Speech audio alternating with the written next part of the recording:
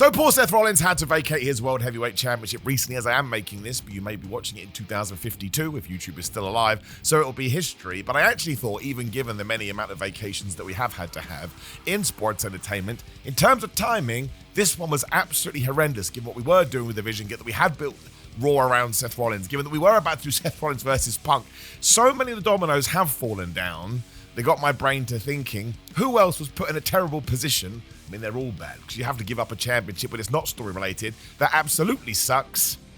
I'm going to get into 10 of them right now, which will probably make you quite sad. Now, number 10 is Edge. Now, the reason I wanted to bring this up is, of course, we all remember the one in 2011. One of the worst things to ever happen in pro wrestling history. He was the World Heavyweight Champion. He had just successfully defended his title at WrestleMania, which people were surprised about, because I think a lot of people thought Alberto Del Rio would win, given that Alberto Del Rio won the Royal Rumble. When, yeah, he comes out on Raw and he says, I can't do this anymore. I think he dropped his real name in there, Adam Copeland, which always makes it worse. And he was just done. Like, he had literally been told, we cannot promise you if you take on the bump, you will survive. And of course, WWE were like, yeah, that's it. It's over. You have to go away, which made him come back in 2020 even better. But what we forget is this actually happened to the poor man back in 2007 as well, because he was the World Heavyweight Champion again. They'd just gone through the Great American Bash when he had retained. I think he was taking on Batista. I read about this. Now my brain is forsaking me. And he tore his pec. So we had to give up the championship then too. Now, of course, he was able to come back from that one. But I think the reason it sort of, it didn't massively hurt him, but the 2007 one totally wrecked his momentum. Like, he was just going up and up. And really, ever since he cashed in his Money in the Bank briefcase in 2005, he had these 2 years where it's like, oh, we're going to try and make Edge a proper main guy, which is awesome. Because don't forget, even though he won that world title from John Cena at the Elimination Chamber, although it was called New Year's Resolution or whatever, he lost it 4 weeks later. And he was like, oh man, now I've got to start again. But actually, it kind of lit a fire under his ass. So he has this two-year period where he's absolutely awesome. But when he got injured in 2007, you can watch when he does come back. Man, it's stop, it's start, it's stop, it's start. When he does return, I'm not trying to be horrible. It's not fair. This is what people were saying. I do not agree with it at any level. They're like, oh, he's out of shape and he's come back too soon. Like, he had to go through a lot of negativity before everybody realized, oh, wait a minute, no. Edge is super duper brilliant. And then, of course, by WrestleMania in 2008, he's main eventing as the world champion against The Undertaker. So it does change quite quickly after he does come back. But at the same time, you shouldn't have to be dragged through the coals. And also, I think there was all sort of a 1-2 punch here, because you never want to have to give up 2 titles. And actually, it ties into number 3 as well, which is why I have put Adam Copeland in this list, because, man, that dude, when it comes to injuries and having championships, it has not been fun at all. And number 9 is where I put Seth Rollins 2 in 2025. Obviously, this happened during the Crown Jewel match with Cody Rhodes. Again, every single thing.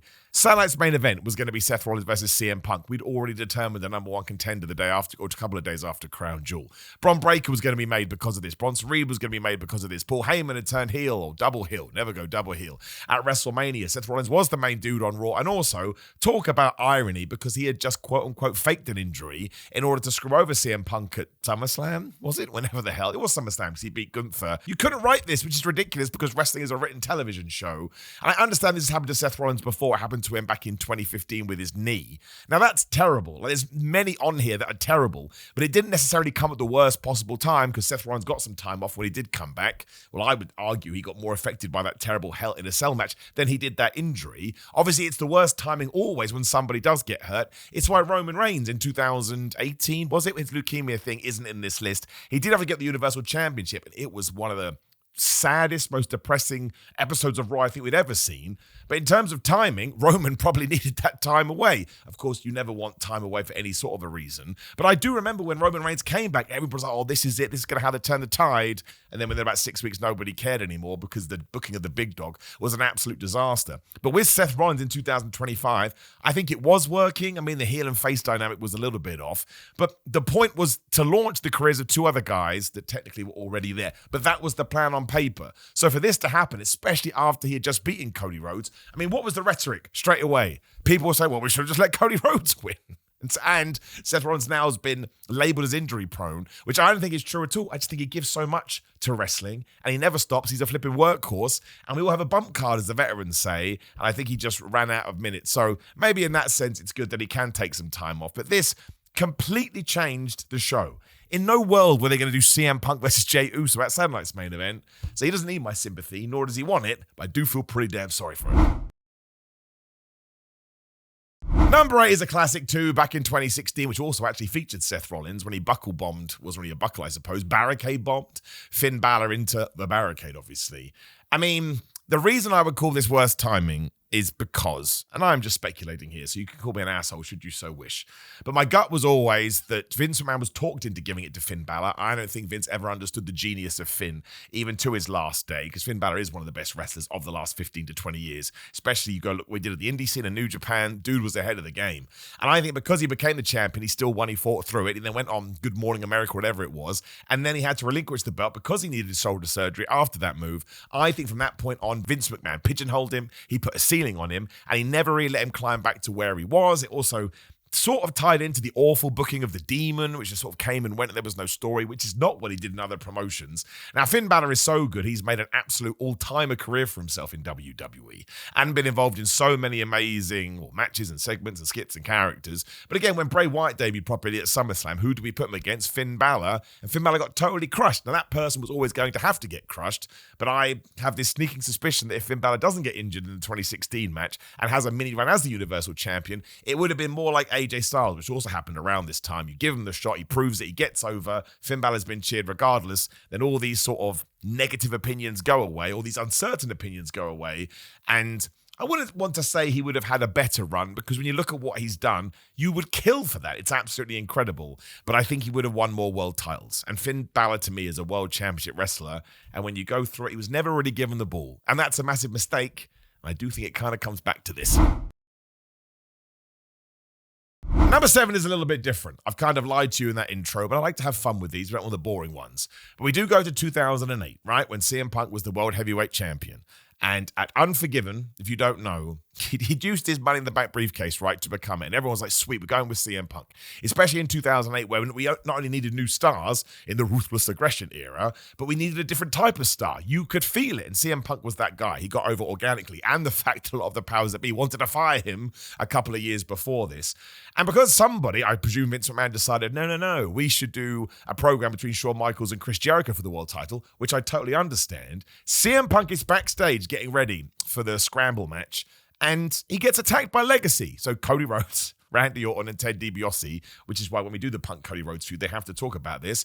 And even though he was a babyface, and a beloved babyface, CM Punk was not allowed to valiantly go to the ring to defend his title. He just got replaced by Chris Jericho, and he had to give up his belt. Now, this was a booking decision. This wasn't an injury, hence why I don't think I put injury in the title. No, I didn't, but he was forced to give it up. This is why CM Punk erupted, even though obviously it was still part of the story in 2011. But it's why his words felt real, because of nonsense like this, no matter what you think about CM Punk, he had organically connected in 2008. We'd given him the championship, although a lot of cash-ins were just, man, give it to that guy, even though they felt like the number 2. We didn't let him main event when he did have this championship ever. There's always someone else going on above him. And then we did this, and through no fault of his own, he looked like such a chump. So it's no wonder he fell out with WWE time and time again, because they booked him like an absolute goober. You should go and watch this today and listen to the commentary too. Nobody does this in wrestling. The whole point is the story is, they're beaten up, but that's how you lose it, right? Like, well, of course, he's going to have to feud with Randy Orton now because he lost that championship due to injuries within the story. Nope, we just made him look like an idiot. It is so bad. And from that point on, I do think it was probably here. Again, I'm making this up in my own mind, but probably set something off even in CM Punk's unconscious of, I'm never going to be able to do what I want to here, even though there is no other game in town, because they just won't let me do it. And that was true. They wouldn't. You would never do this with a Steve Austin, a Rock, or Triple H. It just wouldn't happen. And we'll stick with CM Punk for number 6 as well. We'll pop over to AEW. We can be quite quick with this one, double or nothing. He beats Hangman Adam Page, which of course was going to be the big blow up eventually. And he dives into the crowd and he breaks his foot before a trios match where he was finally teamed with FTR2, and Cash and Dax were his boys. I, once again, to use a similar phrase to this day, think this is what set everything off in motion. CM Punk seemed pretty damn happy here when he walked out, and whatever went down with that Hangman Workers' Rights promo maybe would have sorted out backstage, but due to the injury and then due to the bad blood and the rumors flying around and CM Punk not being on television and likely being at home going out of his mind, it just created a pressure cooker, and we know what happened in 2023. So you want to talk about worst timings. This was terrible. Also, the night after he won the World Championship, or very, very soon after, obviously Wednesdays are a few days after Sunday, Sundays. You didn't need me to tell you how the calendar works. But it also opened up the door for the negative Nancy's towards CM Punk to just unload. And it did. It got really messy and disgusting and horrible and toxic, to use a 2025 word. This one was pretty damn bad. And I mostly wanted to put number 5 in there because I get it, out of sight, out of mind. But in terms of 2025, you have to mention Adam Cole and the TNT title when he did just come to the ring before that flipping show in Texas, right? That's where it was, yeah. And said, listen, I've got some injuries. I may have to retire. Apparently was going to retire before somebody said, no, calm down the rhetoric. Let's see what happens. And to this day, we haven't heard from him since in terms of being on a show, seen from him. He's apparently still dealing with his concussion issues. But, I mean, the worst timing of it is you never want anybody to retire due to injury. You always want people to go out on their own terms. But to have to give up a TNT title, which he probably was about to lose to Kyle Fletcher, given what Kyle Fletcher has gone on to do. I think really the worst timing of this is because apart from a great start, Adam Cole's AEW tenure has just been riddled with injuries at the worst possible time. He'd get some momentum and then it would go away again. And when he came back this time, it did feel like he'd been put in a lesser position, not in a bad way, but just to be, let's wait and see and kind of take the load off a little bit, sort of reduce the pressure. This one just broke my heart because I've only ever had a couple of conversations with Adam Cole, but he is brilliant.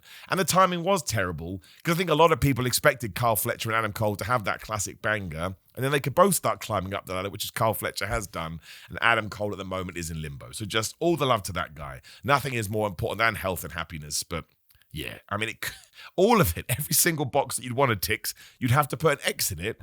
I don't want to sound like that guy. It was totally unfair. Number 4 is another famous one, but with something else we do not talk about. Steve Austin in 1997 gets dropped on his neck at SummerSlam by Owen Hart. Again, research that until the cows come home because there is a lot to take in there. Now, of course, he retained his Intercontinental Championship during this. Otherwise, he would have to have kissed Owen Hart's ass. That was the stipulation. Yet people tell me that wrestling was more serious back in the day. But what we all forget is that Austin was also a tag team champion at this point, right? The promo had happened a year before, but by the summer of 1997, most people have realized the Austin 316 sides were booking him as a heel, but everybody's cheering him. I mean, Canadian Stampede was a bit of an outlier because we were in Calgary, and it was like, we hate you, Steve, because we are Canadian, going against Team Canada and the Hart Foundation. But to lose the IC Championship and the Tag Team Championship, now you can come back at me and say, but Simon, this in many ways made Steve Austin's career because he sort of changed his style to the brawling style, which blew up the Attitude Era, and that's true. But what did it also do? This was 1997, and 5 years later, or 6 years later, he had to retire. 6 years is barely a run for a pro wrestler, especially on top. Like Hogan went how many years he did, and obviously The Rock went off to Hollywood, otherwise it would be longer, and John Cena totally broke the mold. But look at somebody like Roman Reigns. I understand a lot of it was mired in controversy, but he main evented how many main events? In terms of Steve Austin, he didn't main event that many at all compared to them, and it's all because of what happened on this night. So it's such a double-edged sword. I would argue there was a huge upside in the sense that people are like, that is the toughest guy I've ever seen in my life. He got paralyzed and he kept fighting, but then yeah, you get to March or April 2003, whenever WrestleMania 19 was, and he already has to give up the goose. He'd also taken, 9 months off after the whole, flying himself home, and it all kind of starts from here because I also kind of think one of the reasons Austin did get so mad about stuff is because he was in so much pain all of the time. And you know what it's like when you're in pain and somebody is giving you bad ideas. You're like, what is this, man? Sometimes you can't take it in your stride because your body is so damn stressed and your cortisol levels are through the roof. So absolutely, it threw Austin up to the top, but it also stopped him in the prime of what should have been his career. He retired at mid to late 30s, which is bonkers now. CM Punk is 46, I believe, which just goes to sum it up. And this is why wrestling is totally insane. You never know what's going to happen, but also to sort of wrap it up a nice little package and never want anyone to be dropped on their head. Number 3, we go back to number 10. It's Adam Copeland because, of course, in 2024, he had to give up the TNT title after he jumped off the cage onto Malachi/Aleister Black. Even he knows this was a silly idea. He did not land well. He took it all on his leg and basically shattered his leg, and he had to go away for a while. I mean, it was bad timing because I think that TNT Championship at the time was desperate for somebody like Adam Copeland to make it mean something again. Again, look at the Adam Cole thing too, right? There was this horrible period where people would win that championship, but it just didn't feel like what it once did. Once again, very sadly, to continue to use the words I shall use, the negative Nancy's came out of the woodwork again, like, oh, see, I told you, it's injury prone. Oh, you shouldn't be doing this. Why are you jumping off the top of the cage? So I find that mad when somebody sort of puts their body on the line. I understand we do it for the wrestlers, do it for the fans because you get that response, but nobody ever turns up for the first training session and goes, I'm doing it for Steve down the road. You do it for you. But the point is this, it's sort of created this, there's always, listen, you're either going to die a hero or live long enough to see yourself become the villain. But I found this, anyone that wanted to jump on Adam Copeland's badness, used this as the jumping on time. And it just got so ridiculous. I understand it's a vocal minority on social media, but it's the last thing that Adam Copeland wanted. And then, of course, he had to go away and heal up again. But when you have had to do this in 2007, 2011, you come back in 2020, then you have to go through the pandemic, which sucks. And you have to lose another championship. Nobody should ever have to drop 3 championships. So I just wanted to give that man a shout out, although he's also an inspiration because he came back. Number 2, Bryan Danielson, 2015. You will probably remember this. It actually ties into number 1 as well. So let's try and push them all together. But we'll start with this one because obviously the least famous of the 2. He had to go away, right? Actually, we'll just do number 1. What am I talking about? I don't know why you watch these videos. The point is he wins that world title at WrestleMania 30, the greatest thing ever. It doesn't mean he feud with Kane because for some reason that's what you had to do in 2014. And then, yes, he gets that bad news about his neck. He gets beaten up by Kane on television and he has to have neck surgery and the title is stripped away from him, right? So that's the first one. He then comes back. He wins at WrestleMania 31, I believe it was. Yeah, it must have been because it was the following WrestleMania. He becomes the Intercontinental Champion, which was kind of weird because I remember myself thinking, no, he should be back on the top level. Why are we only putting him there? But it was still great given everything he had been through and how the company often booked Daniel Bryan. Then he had to relinquish that because he got injured again, which of course ties into the following year when he had to retire for good before he comes back.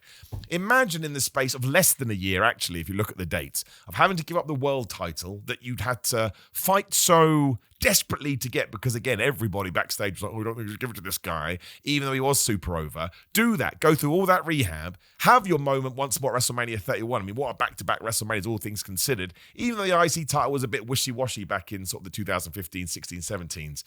But then to go injured again, he must have been scared if nothing else. But the worst thing that it did is it told WWE, oh, we can't keep this guy at the top because he's injury prone. Then, of course, he has to retire a year later. I mean, even when he came back, he did have that awesome heel run as the planet's champion. My dream, maybe this is on me, maybe I'm an idiot. When he won at WrestleMania 30, I thought, let's just go with it. Let's make him the new John Cena, not, like for like, you know what I'm saying?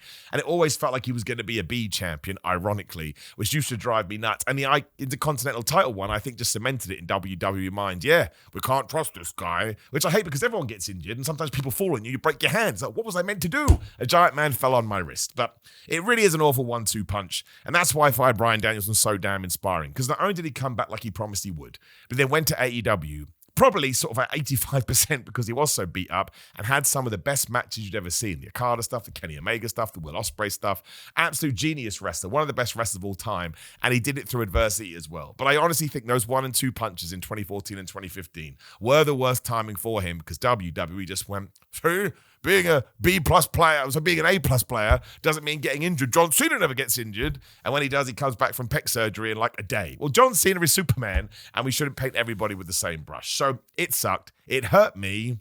But that's wrestling, man. It's probably the most unfair thing in the world. I am, of course, exaggerating. And there'll be a bunch of these, so please do leave me a comment below. And let's be nice towards these people because they do still do this for our entertainment. It still sucks. So let's be as pleasant as we can be. Like the video, share the video, hit the subscribe button, notification button, and click the video on the screen for me talking about ridiculous moments, which Edge also features in, but in a nice, funny way. It just made me chuckle. Otherwise, you can go to grillermind.com/Simon. You could Simon get 10% off and often more than this. You go to nordvpn.com/Simon Miller. Why don't you watch wrestling that way and you get yourself a deal? Patreon.com/Simon at 316 for watch-alongs. We did just do a bunch of Seth Rollins stuff to not celebrate, but to be upset that he has gone. Otherwise, Simon at 316 on social media, TikTok, and what's the other thing? Cameo, doing a lot of those recently, and then prowrestlingtees.com/Simon Miller for merchandise. I've stumbled over a lot of my words today. I don't know why. Please ignore my weird time. I'm wrestling this weekend.